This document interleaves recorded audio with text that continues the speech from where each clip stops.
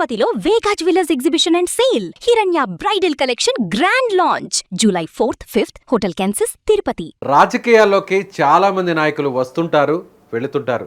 కానీ కొందరు మాత్రమే చరిత్ర అవుతారు. వాళ్ళు అధికారంతో కాదు, వాళ్ళు చేపట్టిన ఉద్యమాలతో, పోరాటాలతో గుర్తుండిపోతారు. అలాంటి అరుదైన నాయకుల్లో ఒకరు ముద్రగడ పద్మనాభం.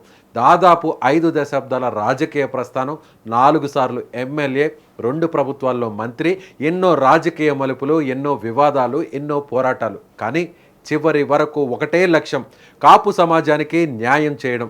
ఇప్పుడు ఆ పోరాట యోధుడి గుండె ఆగిపోయింది. కానీ ఆయన ఉద్యమం, ఆయన పేరు, ఆయన కోసం పోరాడిన వేలాది మంది జ్ఞాపకాల్లో ఎప్పటికీ ముద్రగడ పద్మనాభం సజీవంగానే ఉంటారు. ముద్రగడ పద్మనాభం రాజకీయ నాయకుడిగా మొదలై ఉద్యమ నేతగా చరిత్రలో నిలిచిపోయిన ఆయన జీవిత ప్రస్థానంపై సుమన్ టీవీ ప్రత్యేక కథనం. 1953 తూర్పుగోదావరి జిల్లా కిర్లంపూడి ఒక రైతు కుటుంబంలో జన్మించిన ముద్రగడ పద్మనాభం చిన్నతనం నుంచే నాయకత్వ లక్షణాలు కనబరిచారు. గ్రామీణ జీవితంలో ప్రజల కష్టాలను దగ్గరగా చూసిన ఆయన రాజకీయాలనే ప్రజాసేవకు మార్గంగా ఎంచుకున్నారు.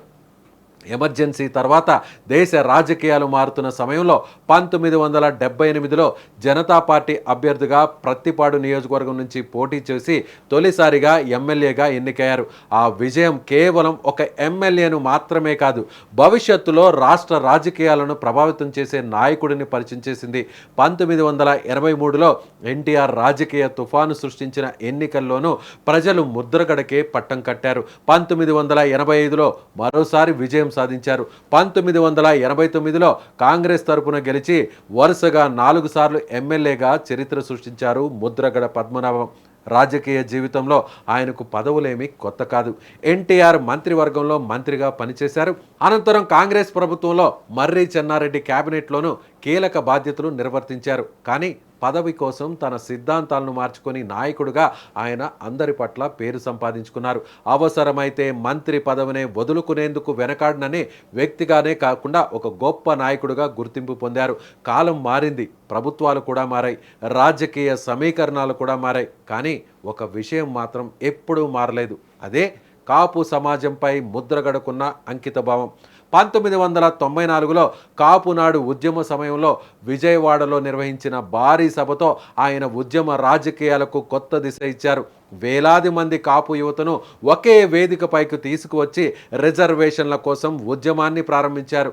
ఆ తర్వాత ఏ ప్రభుత్వం అధికారంలోకి వచ్చినా ఆయన డిమాండ్ మాత్రం ఒక్కటే, కాపులకు రాజ్యాంగబద్ధమైన రిజర్వేషన్లు కల్పించాలి. ఈ ఒక్క డిమాండ్తోనే ఆయన ఎన్నో దీక్షలు చేశారు. ఎన్నోసార్లు నిరాహార దీక్షలకు కూడా దిగారు. గృహ నిర్బంధాలు ఎదుర్కొన్నారు. పోలీసులు అడ్డుకున్నా, ఆరోగ్యం సహకరించకపోయినా ఉద్యమాన్ని మాత్రం ఏ రోజు ఆపలేదు. తుని ఈ పేరు చెప్పగానే ఆంధ్రప్రదేశ్ రాజకీయాల్లో ఓ సంచలన ఉద్యమం అధ్యాయం గుర్తొస్తుంది. కాపు రిజర్వేషన్ ఉద్యమం ఉధృతంగా సాగింది. తునిలో నిర్వహించిన సభ తర్వాత పరిస్థితులు ఒక్కసారిగా ఉద్రిక్తంగా మారిపోయాయి. రత్నాచల్ ఎక్స్ప్రెస్కు నిప్పంటించడం దేశవ్యాప్తంగా సంచలనంగా మారింది. ఆ ఘటనతో ముద్రగడ పేరు జాతీయ స్థాయిలో చర్చకు వచ్చింది. ఆ తర్వాత ఆయనపై కేసులు నమోదయ్యాయి. ప్రభుత్వం కఠిన చర్యలు కూడా తీసుకుంది. పలుమార్లు గృహ నిర్బంధం చేసింది.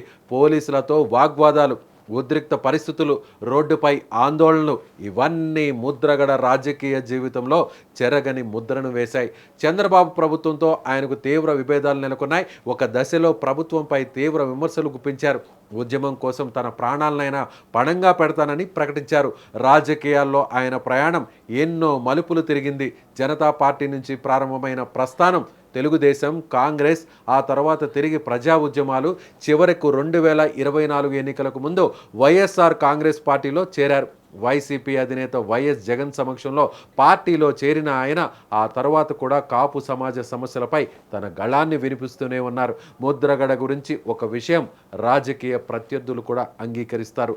ఆయన్ను ఇష్టపడేవారు కూడా ఉన్నారు, విమర్శించేవారు కూడా అంతే ఉన్నారు. కానీ ఆయన నమ్మిన విషయానికి జీవితాంతం కట్టుబడి ఉన్నారని మాత్రం ఎవరూ కాదనలేరు. చివరి వరకు కాపు సమాజం కోసం మాట్లాడారు. ఆరోగ్యం క్షీణించినా ప్రజా సమస్యలపై స్పందించడం మాత్రం మానలేదు. గత కొంతకాలంగా శ్వాసకోశ సంబంధిత వ్యాధితో బాధపడుతున్న ఆయన హైదరాబాద్లో చికిత్స పొందుతూ తుది శ్వాస విడిచారు.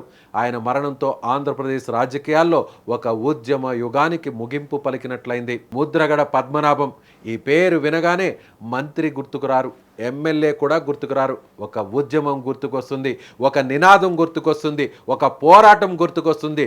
రాజకీయాల్లో పదవులు ఎన్నో వస్తాయి, అధికారాలు ఎన్నో మారతాయి, కానీ ప్రజల మనసుల్లో నిలిచిపోయే నాయకులు మాత్రం అత్యంత అరుదు. అలాంటి అరుదైన నాయకుల్లో ఒకరు ముద్రగడ పద్మనాభం. ఆయన ఇక లేరు, కానీ ఆయన చేసిన ఉద్యమం, ఆయన నమ్మిన సిద్ధాంతం, ఆయన కోసం నడిచిన వేలాది అడుగులు ఆయన పేరును ఆంధ్రప్రదేశ్ రాజకీయ చరిత్రలో శాశ్వతంగా నిలబెడుతూనే ఉంటాయి.